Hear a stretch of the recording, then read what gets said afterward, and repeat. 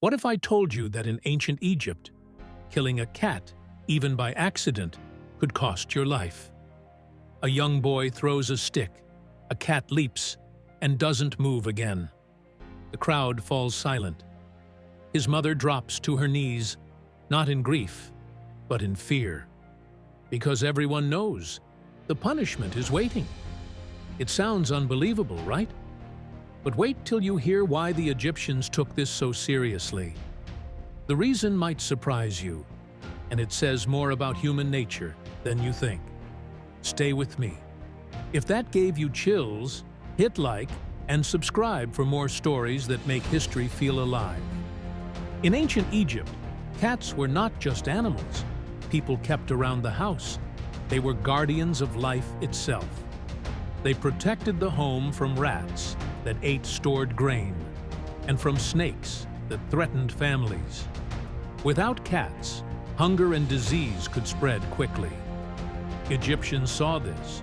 Therefore, they began to treat cats as gifts from the gods. People believed each cat carried the spirit of Bastet, the goddess of protection, family, and fertility.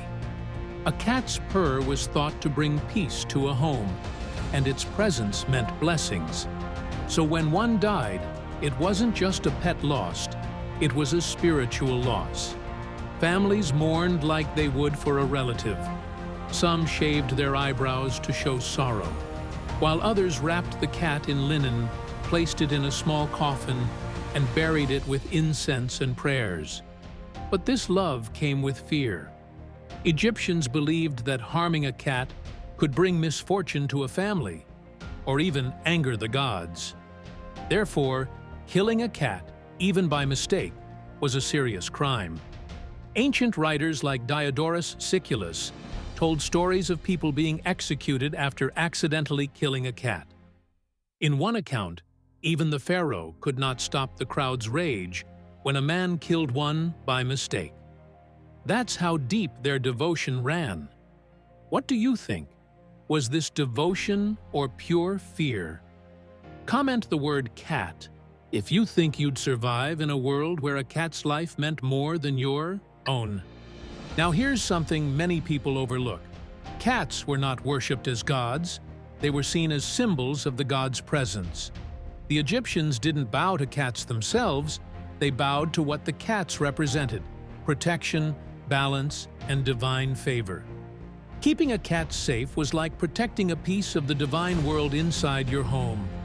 It may sound extreme, but for them, it was logical. Cats protected the grain that kept people alive, and life itself was sacred. Therefore, to harm a cat was to threaten the stability of society. One act could be seen as a danger to everyone. Here's the truth most people miss.